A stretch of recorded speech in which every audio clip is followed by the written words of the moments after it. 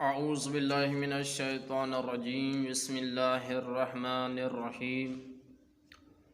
اللہم عرفنی نفسک فإنک ان لم تعرفنی نفسک لم اعرف نبیک اللہم عرفنی نبیک فإنک ان لم تعرفنی نبیک لم اعرف حجتک اللہم عرفنی حجتک فإنک ان لم تعرفنی حجتک ضللت عن دینی۔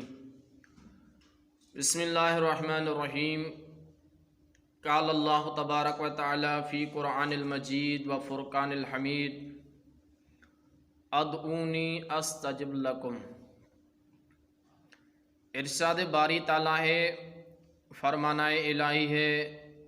اس خداوند عالم کا، اس معزز معتبر کتاب میں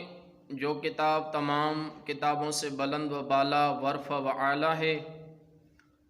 اس مقدس کتاب میں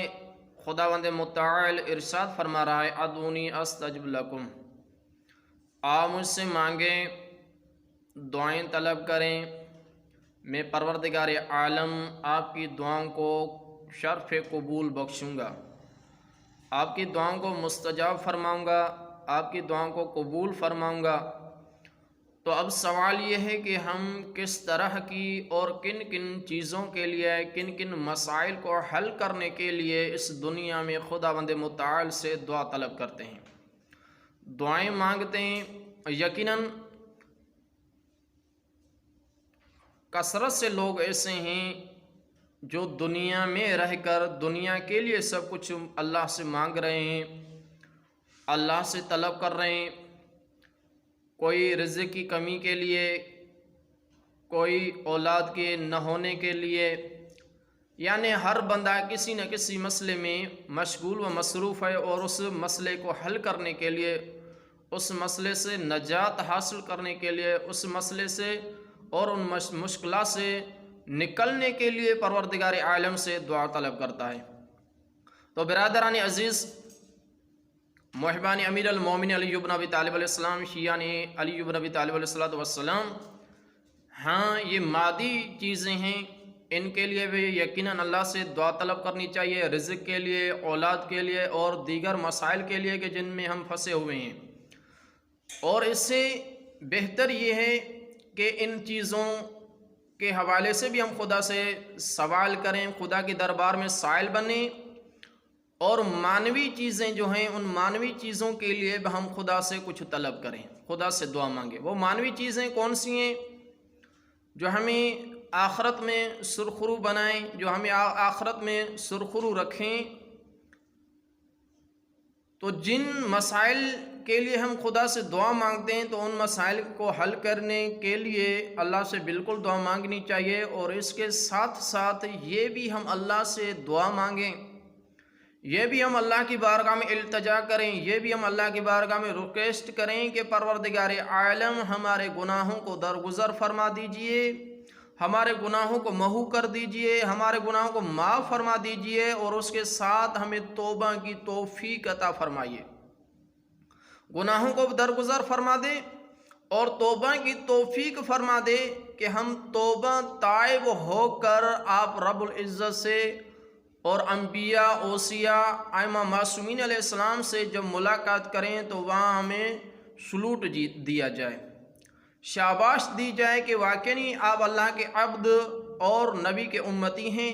کہ آپ نے دنیا میں رہ کر فقط دنیا کو آباد نہیں کیا، آپ دنیا میں رہ کر آپ نے دنیا کو بھی سنبھالا، اور دنیا کے ساتھ ساتھ آپ نے آخرت کو بھی سنبھالا، دنیا کو بھی سنوارا تو آخرت کو بھی سنوارا۔ تو یہ اللہ سے یہ طلب کرنی چاہیے، یہ اللہ سے دعا مانگنی چاہیے کہ پروردگار عالم ہمارے گناہوں کو درگزر کر دے، ہمارے گناہوں کو معاف و محو فرما دیجئے، اور اس کے ساتھ ساتھ ہمیں یہ توفیق دے، ہمارے اعضاء میں یہ توانائی دے، ہمارے اعضاء کو یہ طاقت دے کہ ہم آپ کی بارگاہ میں پلٹ آئیں اور آپ سے کیے ہوئے اعمال کی معافی مانگیں، کیے ہوئے بد اعمال کی مغفرت طلب کریں۔ تو توبہ کے عنوان پر یقیناً اللہ کی رحمت سے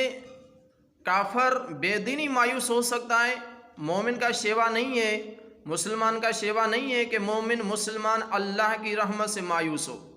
اللہ کی رحمت وسیع و عریض، بلند و بالا، ورفع و اعلیٰ ہے۔ تو ایک تاریخ میں سبق آموز عبرتاً و نصیحتاً و ہدایتاً واقعہ ملتا ہے جس کا نام ہے فضیل بن عیاض۔ فضیل بن عیاض اپنے زمانے کا ایک ڈاکو تھا، لٹیرا تھا، چور تھا، 2 نمبری کام کرتا تھا۔ ایک دن فضیل بن عیاض کا ایک شہر کی گلی سے گزر ہوا، تو اس گلی سے ایک نوجوان لڑکی گزر رہی تھی اور فضیل بن عیاض کی اس نوجوان لڑکی پر نظر پڑی۔ جیسے ہی فضیل بن عیاض کی اس نوجوان لڑکی پر نظر پڑی تو اس نوجوان لڑکی کا عکس فضیل بن عیاض کی دل میں جم گیا، بیٹھ گیا، اور اس لڑکی کے عکس نے فضیل بن عیاض کے دل میں جگہ بنا لی، گھر بنا لیا۔ تو یہ فضیل بن عیاض اس لڑکی پر فدا ہو گیا، مستانہ ہو گیا،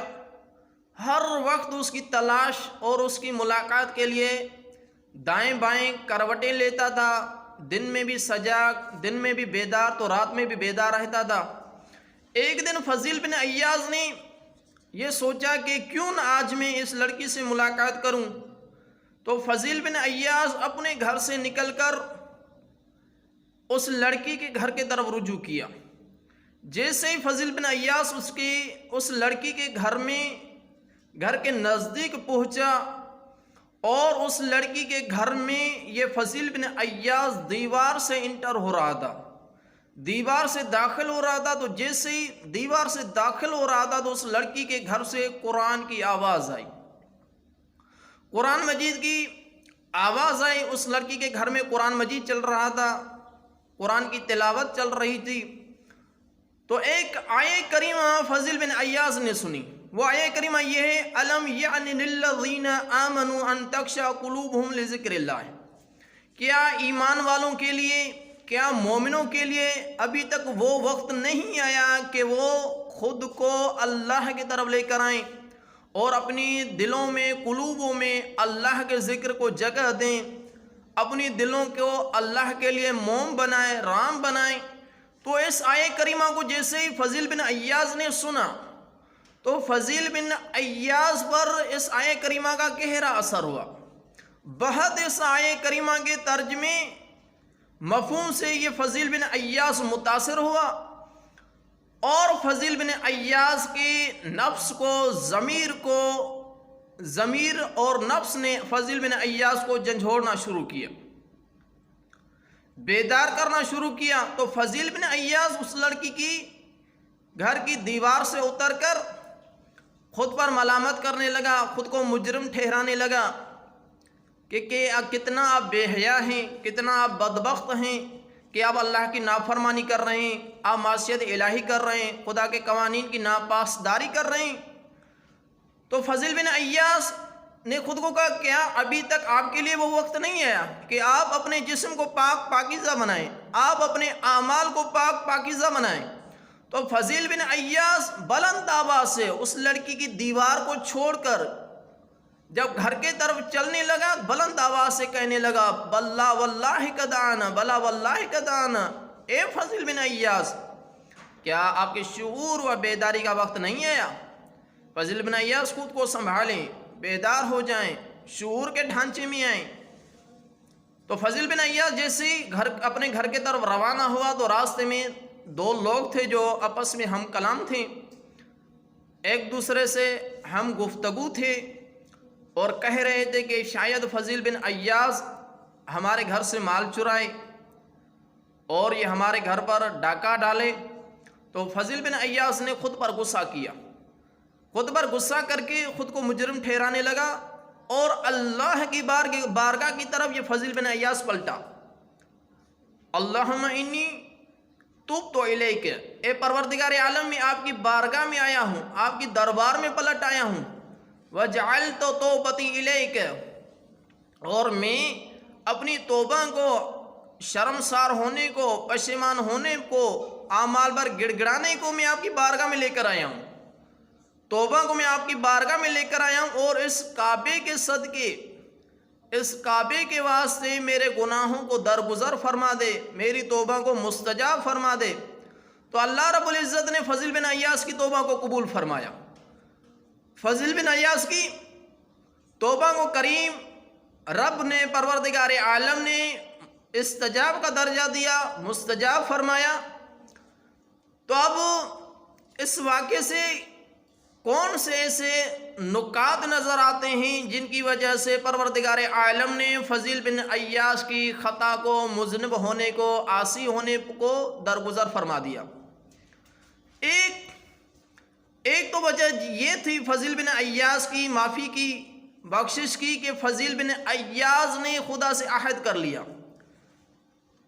ایمان باندھ لیا کہ پروردگار عالم آج کے بعد یہ فضل بن عیاض کبھی بھی آپ کی نافرمانی نہیں کرے گا۔ دوسری بات جو فضل بن عیاض کی جو توبہ بخشش کا سبب بنی، دوسری بات وہ یہ تھی کہ فضل بن عیاض نے خود کو مجرم ٹھہرایا کہ فضل بن عیاض آپ عاصی ہیں، آپ مذنب ہیں، آپ خاطی ہیں، آپ نے خداوند متعال کے قوانین کی ناپاسداری کی ہے، آپ نے خدا کے قوانین کو اکھاڑا ہے۔ تیسری بات جو بہت ہی امپورٹنٹ اور مہم ہے وہ یہ ہے کہ فضل بن عیاض نے کعبے میں آ کر کعبے کا واسطہ دے کر پروردگار عالم کو منوایا، پروردگار عالم کو